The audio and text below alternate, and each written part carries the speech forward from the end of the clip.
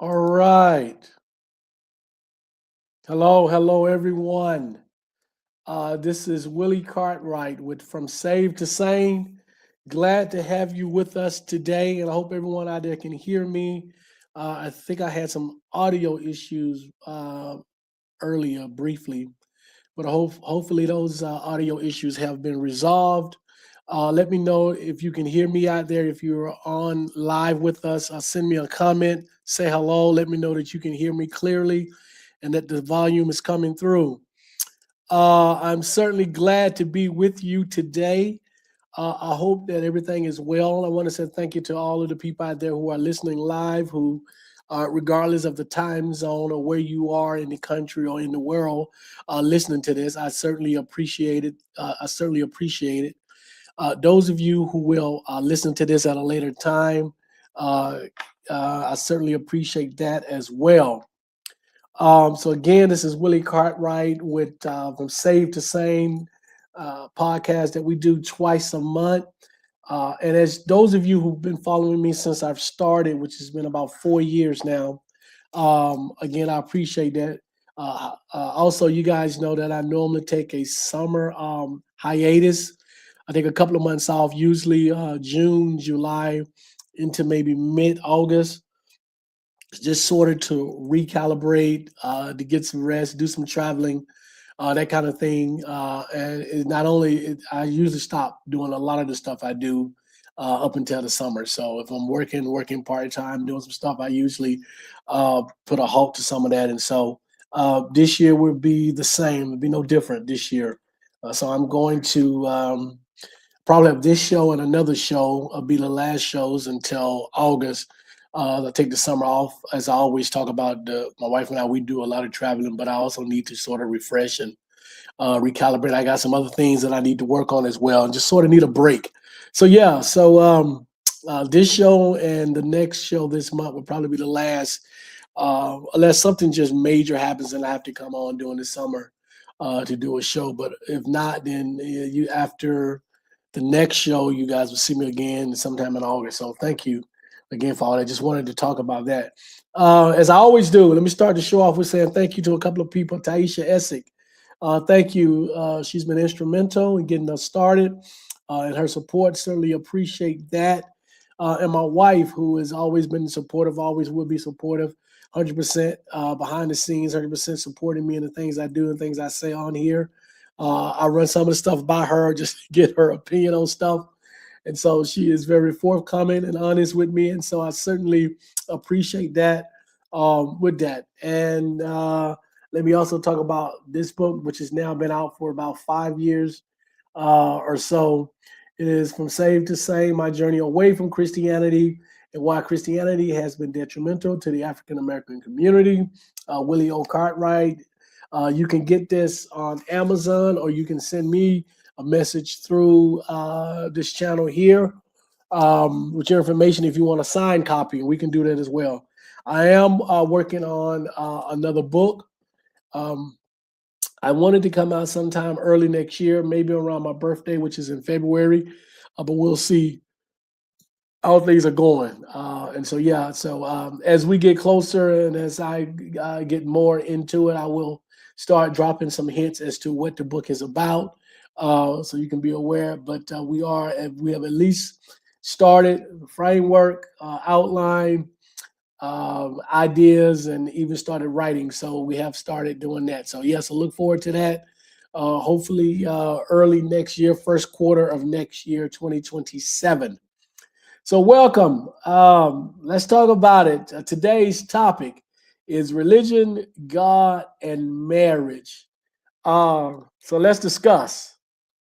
And as always, I always tell you guys how and where I came up with these topics.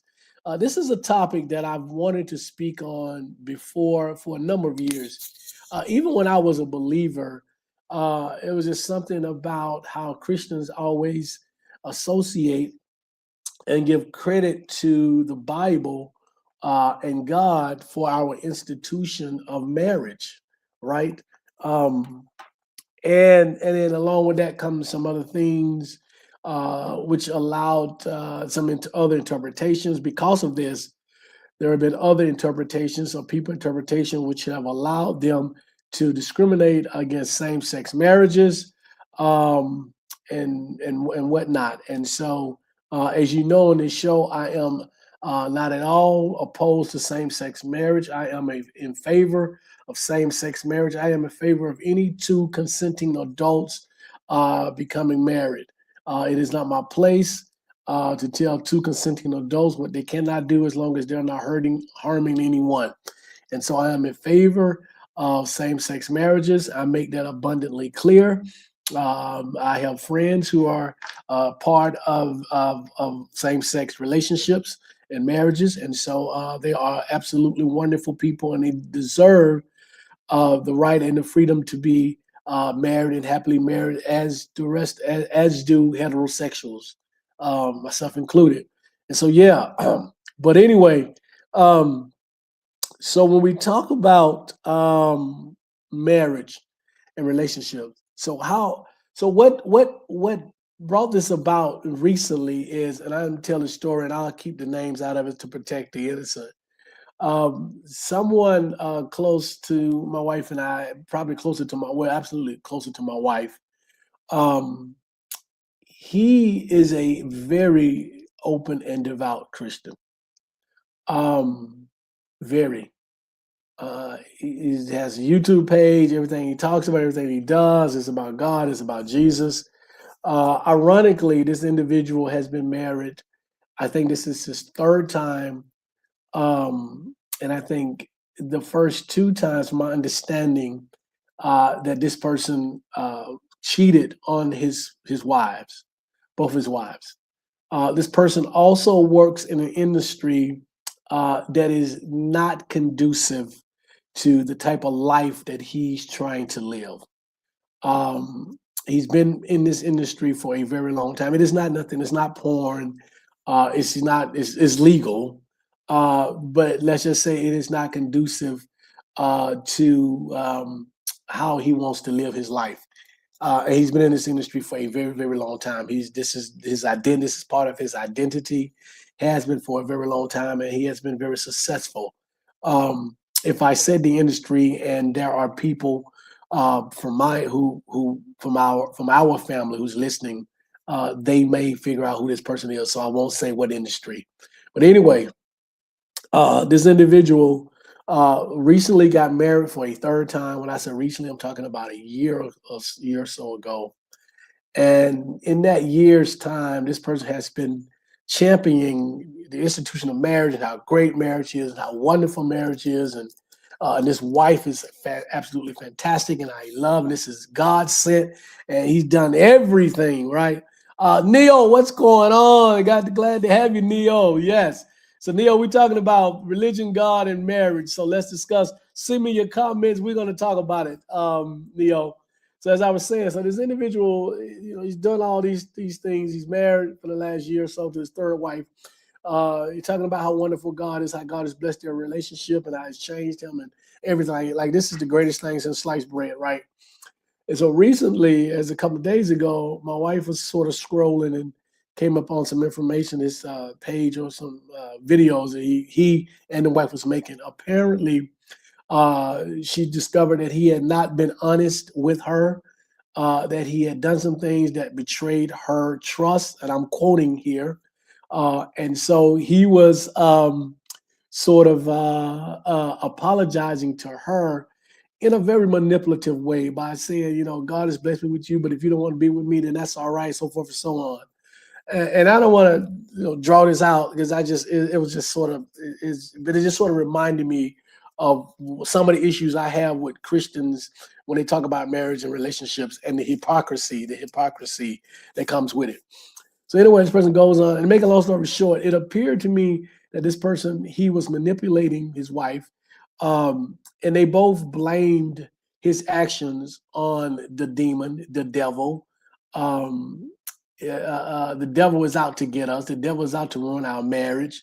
And my wife and I are sort of looking at each other like, no, fool, you're the one that's ruining your marriage.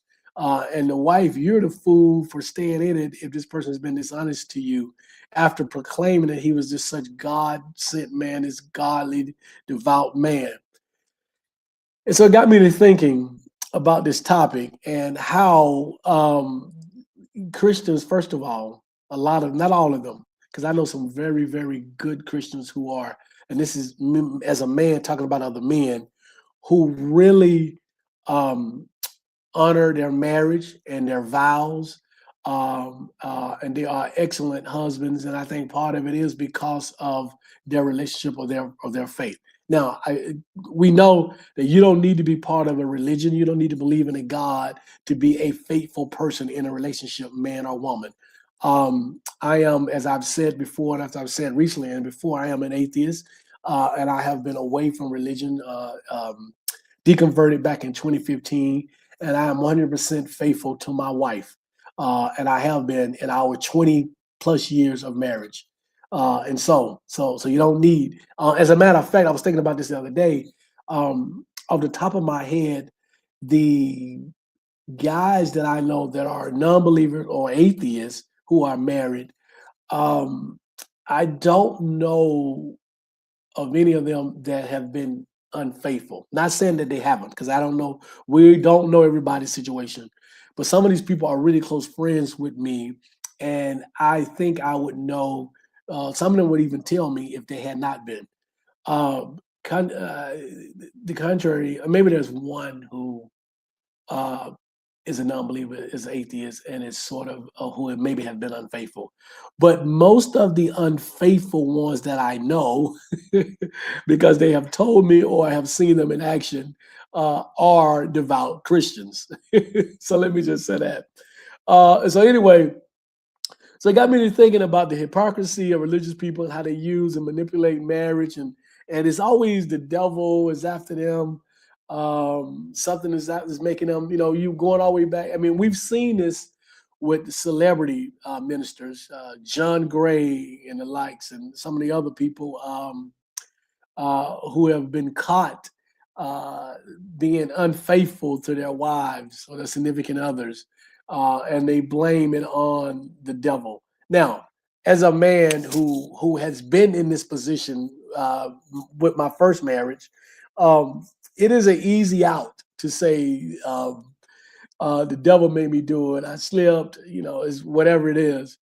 Um, so I look to the woman to see, do you really fall for this foolishness? And in this particular case, that I'm talking about with the guy who's friends with my wife and I, his wife absolutely fell hook, line, and sinker for it. You can see in her reactions on the video that they made together that she sort of was like, yeah, whatever, whatever. But when she started talking about the devil being after their marriage and being after them, and you have to be strong because the devil is out there, I just looked at my wife and shook my head like she's all in, hook, line, and sinker. This is what the religion do to many individuals. It keeps you from thinking clearly about a situation. And trust me, I'm not one to say that because if someone cheats on you or whatever, that you should leave the relationship. But you also should approach a situation with a clear mind, understanding that the behaviors that you see from the significant other is behaviors that he or she has made a choice to indulge in. Has nothing to do with a devil or a mythical being or entity influencing them.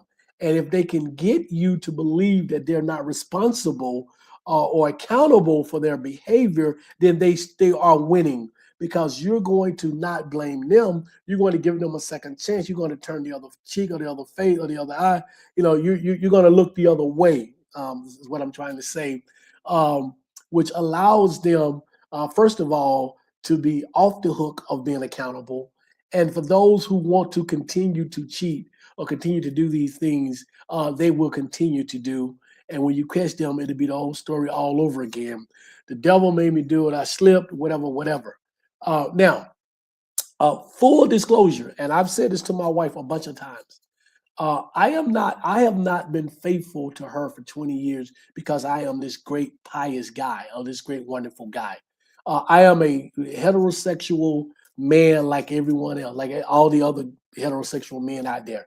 And like my wife sees other attractive men, I see other attractive women. But the one thing that I said to her and I said to other people and people, even younger guys who I mentor, is this. If you cannot continue to put yourself in situations where you may be tempted, thinking that you're strong enough to avoid that. And this is a little bit off the subject, just sort of me giving advice, which I usually don't do. But this is contextual to the topic that we're talking about. And in this person's job or vocation, he is oftentimes in an environment that is extremely tempting. And I've said that, and I said this to my wife, I said he cannot, he's going to have a very, very difficult time trying to remain faithful if his very job, his vocation requires him to be in an environment that leads to his temptation day in and day out. And so, in part, I believe that I am strong enough and love my wife enough and care about our relationship enough to where I can withstand many temptations.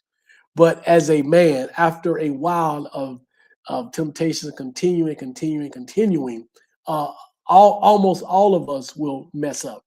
So what I do is that I don't put myself in those positions very often. And the few times that I may find myself in that position, I am strong enough to walk away.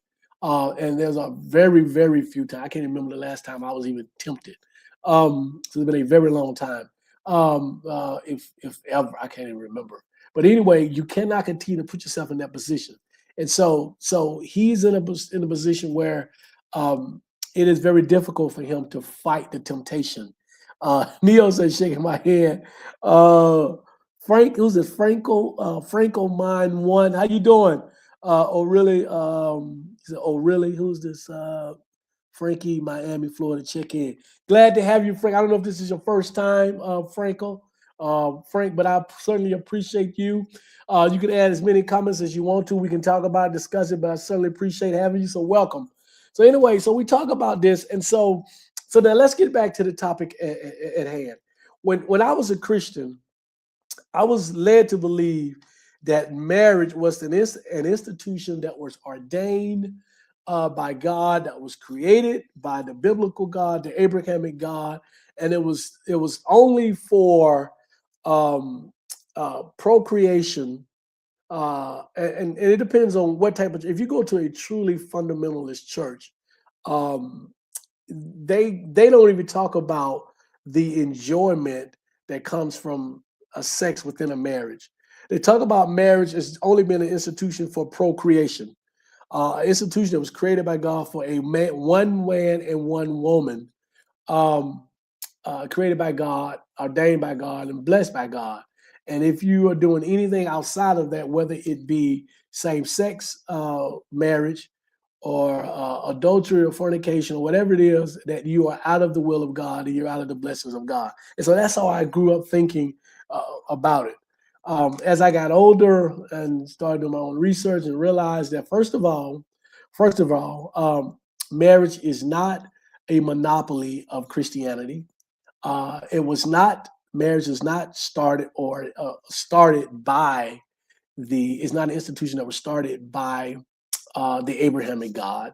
It was not an institution that was started by the Abrahamic God for the sole purpose of procreation.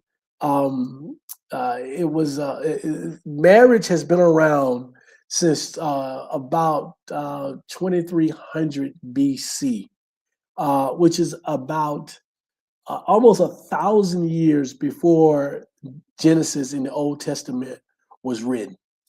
And so Genesis in the Old Testament is where you find the first when you first hear about God talking about marriage.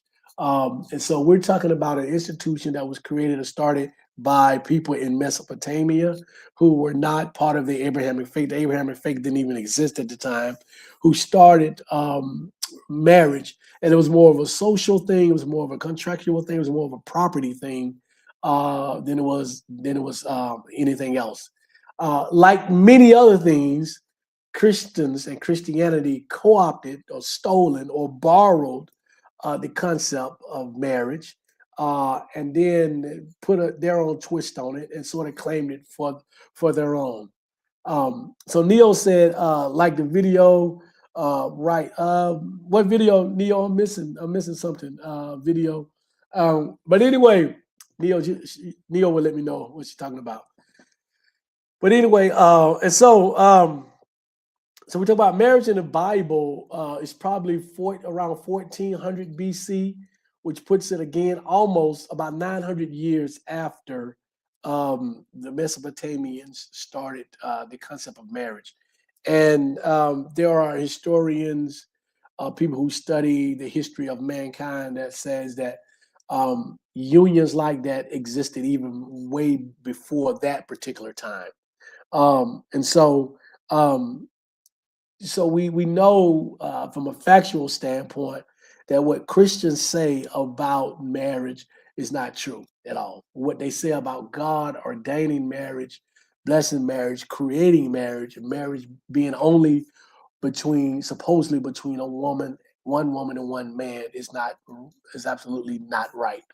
Um, and so you can see how Christians use marriage and how marriage has been used to sort of subjugate others and discriminate against others, in particular those in the LGBT community.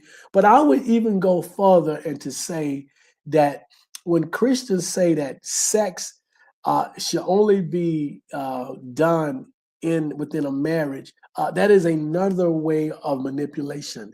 That is another misnomer. That is another religious lie that they created. There is no the concept of adultery. Well, not wait a minute. Let me not say adultery. The concept of fornication. It is something that is strictly a religious concept. Um, Sex is as natural as anything else on this planet. Every animal engages in some form of sex. We are the only ones who say that you need a piece of paper to say you are married in order for sex to be proper. And so I, for one, now that I am on the other side um, of this, understand that there is no such thing as fornication, and that you can define sex outside of marriage as you want. From the standpoint of fornication as a sin, first of all, you guys have heard me. You know this. I don't believe in sin per se. There are acts that we all do. They are both good and bad depending on the context. Um, Sin is something that this people who created this God created as a way to hold us hostage, to make us feel guilty about a certain act. And so fornication falls upon that. Uh, if you are a consenting adult, then you are free to do whatever you want to do. If I wasn't married and when I was not married, my desire to engage in sex was just that, a desire to engage in sex is something that I did, something that is not a sin. It is the most natural act that one can do. And without that, none of us would be here. So that's sort of my disclaimer on that. Oh, Neo is saying I'm telling the people to like. Thank you, Neo. Appreciate it. Your video. Thank you. And so let's sort of get that out the way, right? And so now back to the hypocrisy. First of all, let's look at what happened in the Bible. If you are familiar with the Bible, many of you are, even those of us who have deconverted, who are not believers anymore, who may be atheist, agnostic, or whatever. Many of us come from a religious background, and so we are very familiar with the Bible or other sacred scriptures, whether you are Muslim in the Quran or any of the other sacred texts that you may have read in your faith. But in the Bible specifically, and I think also in the Quran, there are many times where um, where God showed favor upon men who had multiple wives, concubines, who killed other men to take their wives, And this God of the Bible, this Abrahamic God, showed favor and blessed these men. Also understand that in the Bible, women were no more than property. They had no rights. They were not considered humans on the same level with men, and so they had no rights. And so again, it is hypocritical when Christians talk about marriage in the Bible, and the Bible says this about marriage. It's not at all true. God showed favor on people like David and Solomon and some of the others who had multiple wives. Even we talk about Abraham, the father of the Abrahamic religions. We know that the two wives that he had, and then I think as part of the story is that he was able to, after getting permission from his wife, was able to get someone else, a housemaid or whatever, pregnant because she couldn't have a child. This is not at all what Christians like to hold up as to what marriage is supposed to look like and be like. There are many famous men in the Bible who were blessed and favored by God, who had multiple wives and concubines. That is not the definition, today's definition of what marriage is: one woman and one man. All of these women were treated as property. I'm guessing that many of these women did not want to be in this situation, but they had no say so, had no rights. If you read further in the Bible, there are situations where things happen, and a man could basically pay a father for his daughter. She had no say so in any of this. And so, as people would say, you could just miss me with all of this. Oh, the Bible and the marriage is sort of this sacred thing. It is absolutely not.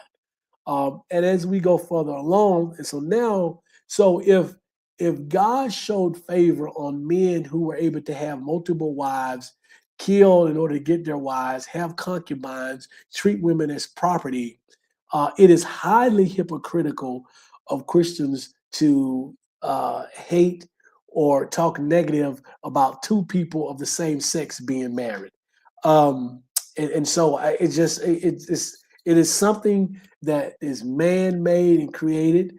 It is something that people don't understand. And so here's my theory on um, why abortion and homosexuality appears to be the two greatest sins according to most Christians.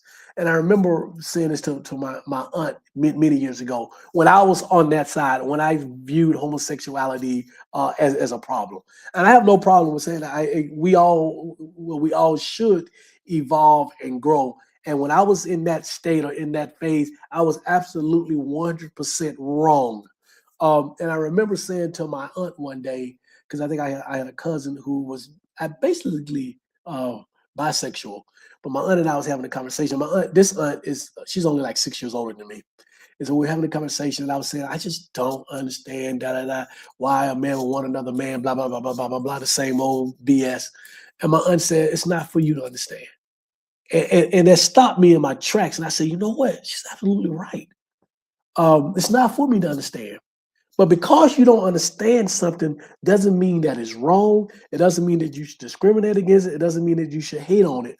You just don't understand. It's just not who you are, or it's just not for you. So move the hell on. And so that started me thinking differently about stuff.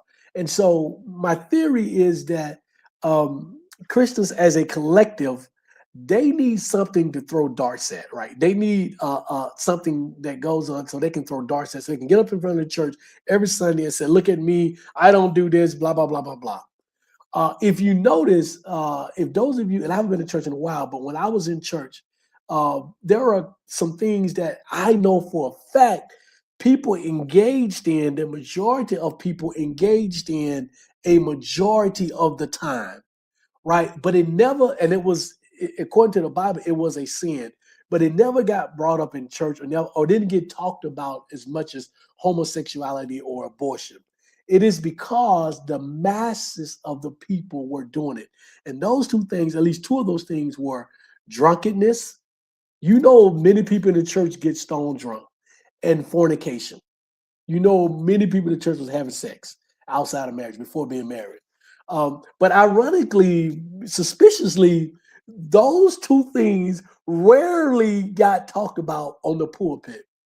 But what you heard about was homosexuality. Why? Because only a few people, at least openly, talked about doing it or was part of that community. So it was easier to talk about something that you're going to get the majority of the church to agree with you on because the majority of the church is not part of that community, or at least they're not admitting to it. We all know that more people in the church are part of that community and have been part of that community, even to the point where there are many who stand up and throw stones at the actions and the people part of that community, and yet they are closeted members of that community. And we know that for a fact, especially if you've been in a black church. And we know that. And the other is abortion. Abortion is one of those things that I believe happen more often than not, but people were able to keep it a secret. And so even the pastor didn't bring it up because maybe he knew some people close to him, his daughter, his wife, his sister, his aunt, his mother, who may have had an abortion and didn't want to bring it up. But it's easy. It was so easy to throw darts at homosexuality because people presented as if they were not part of it, the collective. Again, we know more people were. So that made it easy. That's just sort of my theory. There's no research behind it, but it's just sort of my theory.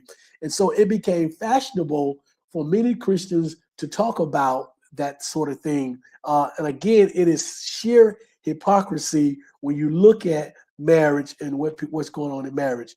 One of the things that drives me crazy about Christians and marriage is the fact that you have so many unqualified relationship experts who think they're experts because they're Christians and they're married. And when I say unqualified, I'm not talking about necessarily about a degree or learn it or whatever. I'm talking about your marriage is bullshit, and here you are on a video on a podcast talking about a godly marriage when you and or your significant other are both cheating on one another. You and or your significant other are fighting each other every day, physically fighting each other. You and or your significant other are drunkards. You and or your significant other are only together because of the kids or because it is financially convenient. But yet, many of our people turn to these people as relationship experts and gurus. I am fortunate, quote unquote, to know a couple of people who call themselves relationship experts and who give relationship advice to the general public. A couple of these people are uh, well-known celebrities that my wife and I know very well, very well. And they give relationship advice to people, and we know for a fact the status of their relationship, what their relationship has gone through, but yet they give godly Christian advice to other Christians about how to manage their relationships and manage their relationship. And trust me when I tell you that their relationship is and has been on shaky grounds. That's the term that used to hear back in the church from the pastor, is on shaky grounds. We know for a fact. And so now, and I always say this: the people should be getting information from. No, it's not Dr. Brian. I don't know him that well, but hell, his situation is public. There's no secret to his shenanigans. Although I there are some things about Dr. Bryant uh, that I do like. I like some of the things that he's done with the church and through the church. And so that's a whole nother topic for that's a whole nother subject for another day. But yeah, but no, it is not it is not Dr. Brian. But he has some shenanigans.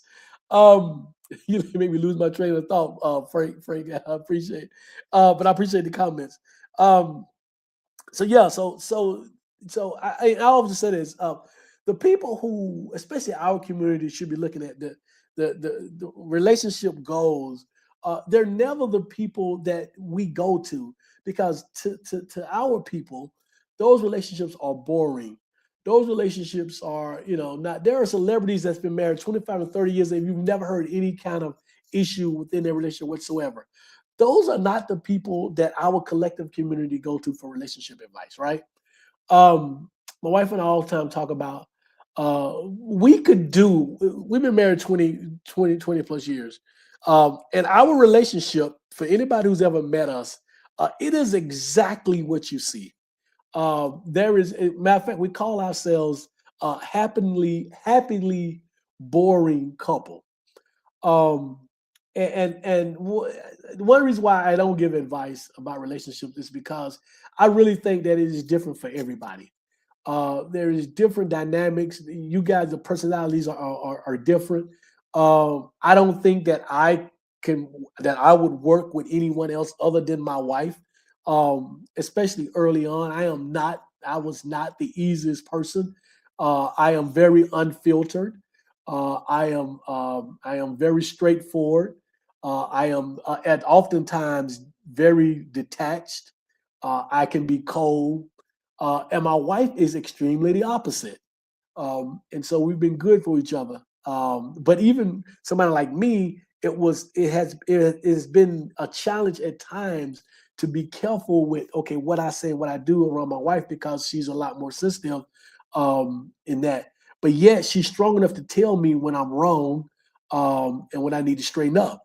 And so we've had that. And I'm not talking about infidelity or anything like that, but just straighten up my act, how I talk to people, how I treat others, sometimes how I address her.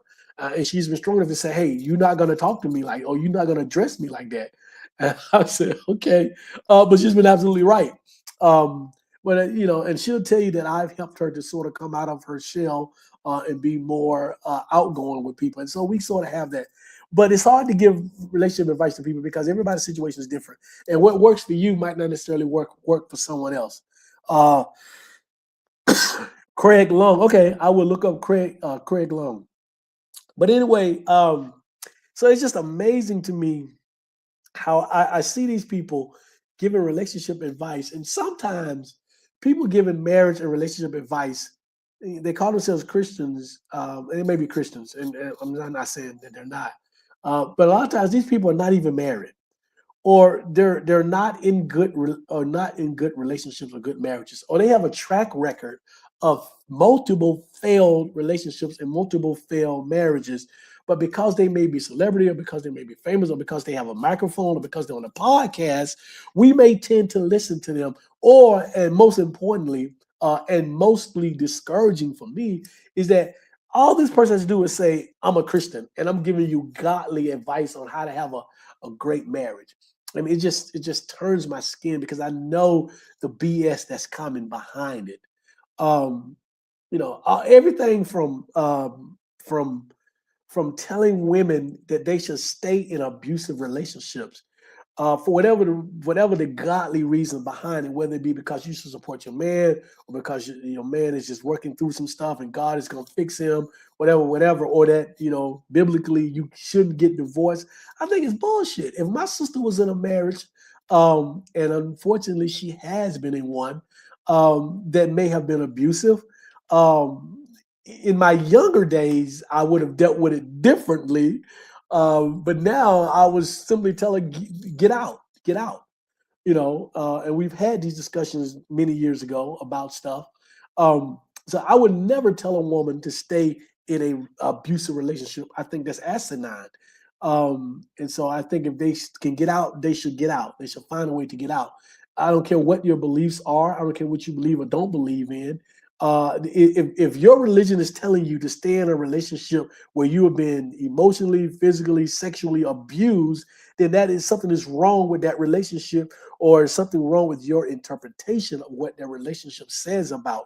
Or what that religion says about relationships. One of the two.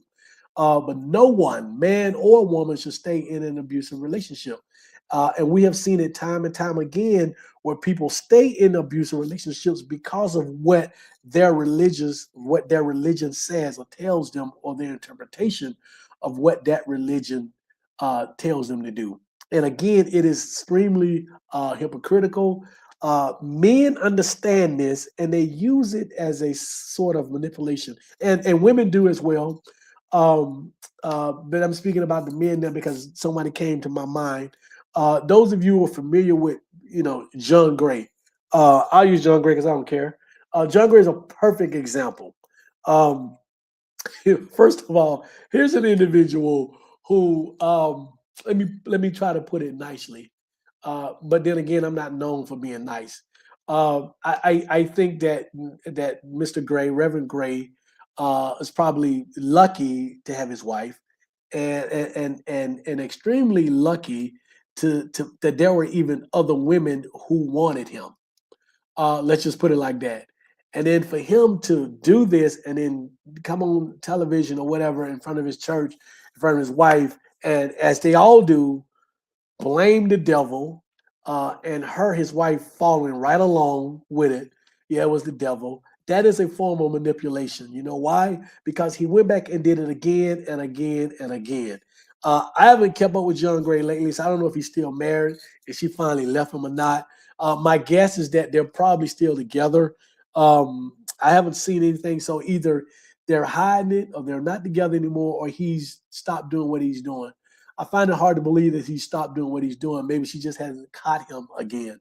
But it's people like that in the situations like that, the manipulation through religion, through Christianity about marriages. Um, and then finally, one of the things that I talk about, that I like to talk about, and I think I talked about it in the book as well, is what the church does to the mindset of women who are looking for marriage, looking for relationship, looking for mates, right? In the church. Um, the church, and I've said this before, the church is probably 2/3 women and children, single mothers and children. Um, Many women, and I said it as an example, have an example from my mother, who was enamored with the pastor of the church. Like this was her perfect man, was a pastor of a church. And there are many women who think like that, who are in the church, who believe that a pastor is the ideal man. Um, Understanding or not understanding, I think many of them do understand that these men are absolutely flawed, as flawed as anyone else. Um, but anyway, these pastors, they manipulate and take advantage of the women in church by telling them what they should or should not accept or look for in a man. Even in the relationships, and I absolutely talk about this in my book. Even in a relationship, I watched my mother growing up, who was married to my stepfather for about 4 or 5 years, but it was in a relationship a little bit longer. She would go to church and drag us to church with her. He wouldn't go to church; he would stay at home. The pastor would say, "This is how your household should be running." Blah blah blah blah blah. And then she would come home and maybe say it to my stepfather. And like any man, even though my stepfather was a piece of shit, like any man, no man wants another man telling his woman how their house should be ran. And unfortunately, we get a lot of that in the church. And then the women go home and say, well, Pastor said, blah, blah, blah. And the man is like, first of all, Pastor is is a con artist, amongst other things. And so we're not listening to what Pastor is saying. Pastor doesn't run this household. Uh, Pastor, but I said Pastor. Y'all know what I'm saying. Y'all know why I'm saying it like that. But anyway, um, it's it sets unrealistic expectations for the women who are looking for men. And this is not an excuse for men to be trifling, because a lot of our men are absolutely trifling and are not fit to be married. But there are some out there who are, and there are others who may be slightly flawed or have some things going on that they're working through. But if you listen to a lot of these pastors and what goes on, you shouldn't give these men an opportunity. And that the number one criteria for most of these women is that this man is a God-fearing man. I cannot tell you, and many of you probably can co-sign with this, I cannot tell you the number of Christian, devout Christian women who were with or who are with so-called devout Christian men who are in horrible relationships. I cannot tell you the number of people I know who have gone through divorce, who have been upheld as this is a great Christian marriage, and it all has fallen apart. And it has nothing to do necessarily with you being a Christian or you not being a Christian, because people of all backgrounds, belief systems, and race, gender, whatever, marriage and divorce, marriage is for most people is a very difficult thing. I said most people because again, in 20, 21 years, my marriage has been pretty easy. My wife and I, we sort of laugh at it when we hear people saying about how difficult marriage is. And so I am pro marriage. But again, it has to be the right person, because I spent 3 years many years ago with the wrong person, and that was not a good thing. But I was smart enough, wise enough, and brave enough to get out and move on. But I was young too, and I had I had a large part in why that marriage did not work. And so I am as guilty, probably more guilty than she was in that sense. But anyway, so yeah, and so I remember one day talking to a young woman, and I was sort of leaving the church, but I was part of this church in Atlanta. I wasn't going to services, but I was still part of their outreach ministry because they had such a fantastic outreach ministry. And this was in Decatur, just outside of Atlanta. Outstanding outreach ministry. And one day we were all inside I think the gym, handing out food to people on the street that had come in to get food. And of course, when they do that, they're going to get lectured and preached to by somebody. But in the midst of that, I was talking to a young lady who had just graduated from dental school. And she was saying how, yeah, I want to find me somebody, I want to have a relationship, and I want to get married, I want to have kids, and thinking about moving to another city because I can't find it here in Atlanta. And I like, well, so what exactly are you looking for? And this is me asking her. Well, first of all, he has to be a godly man. And so I pulled her to the side. I said, listen, I said, every man who says he's a godly man is not a godly man. Getting a godly man, quote unquote, does not guarantee that he's going to be a good man. I say you could be missing out on a good man because by your definition of godly, he might not be a godly man. I said, what if he has different religious beliefs? What if he's just spiritual? What if he's atheist? What if he's agnostic? But what if he's a good man that treats you well and you're happy? Are you going to pass it up because y'all don't believe in the same God or he doesn't believe in God? And I know that you've been taught this, and we've all been taught this. But we have history to show us just because someone is a godly person, that doesn't mean that they are a good person or they are the best person or the right person for you. And so I think a lot of times the church, brainwashes women and men to believe that they need someone godly. A man, and this is coming from a man. A man is not as steadfast on she has to be a godly woman. Now she can, as long as she don't say, for most black men, as long as she don't say she doesn't believe, he could care less if she goes to church. Matter of fact, he'd probably be happy she don't go to church all the time. He could care less about any of that, as long as for most black men and most Christians, especially black Christians or men, I should say, as long as she don't say I'm an atheist or I'm a witch, then most guys, I mean, they don't care. For a lot of women, especially Christian women, they want their man in church with them. They want their man, he don't have to go to church as much as they go, but he has to go quite a lot and read his Bible and pray. Ladies, I'm telling you, and I've been out of church for 10 years, 10, 11 years now, but I know for a fact that stuff is not that important to a man.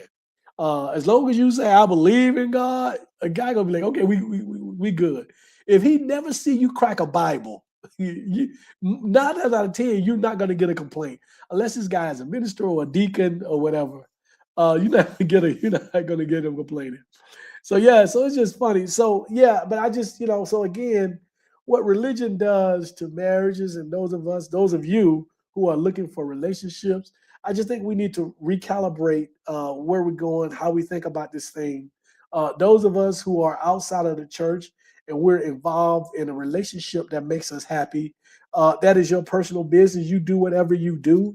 Don't let a religion or a religious person condemn you or talk bad about you or ostracize you or discriminate against you because you choose to love who you want to love the way you want to love them. As long as y'all are consenting adults, and as long as y'all are happy and not hurting anyone, then hey, it's your life, and that's truly how I see it. That's truly.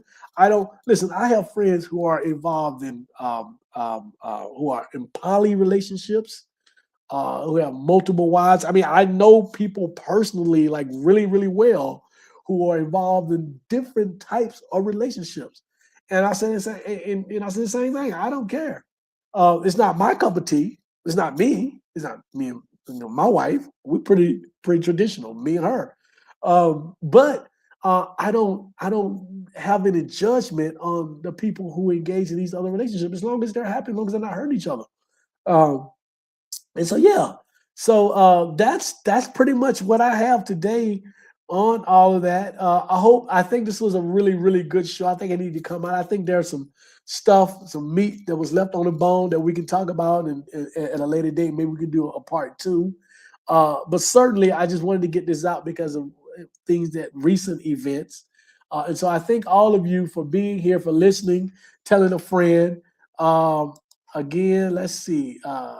Neo, certainly appreciate Neo. Guys, y'all always do this. Please support Neo's channel. Neo has promised me that her videos are not 6 hours long anymore. So if you guys have a couple of hours, please support Neo. Some great content. They're not 6, 8, 12 hours long anymore. So Neil said my girl said no. Good. Somebody need to stop that because all them hours and hours of you could have break those videos down into multiple videos. But anyway, please support Neo, her channel. Thank all of you, Stanley. Thank you so much, Frank on mine one. Thank you so much. And the rest of you, those of you out there who are listening, who didn't make a comment, those of you who will listen at another time.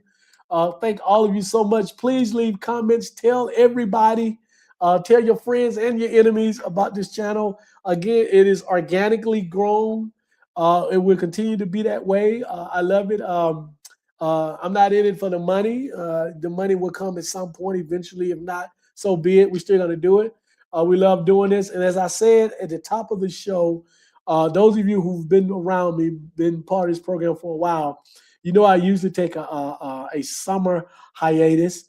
And so this is going to be the same thing this year. I think I'll do one more show in a couple of weeks in May, and then I'll probably be off June and July, maybe into mid-August, unless something big, massive happens. But I usually spend that time traveling. I have some conferences that I need to go to, one or two I might speak at. But I'll keep you all updated on that kind of stuff. But yeah, so we'll certainly do one more in this month, and then we may be off for a while. But thank all of you for being here. Take care. Be safe. Don't let nobody tell you how your relationship be. Do you, and enjoy your life. And just be happy. All right. Talk with you guys later.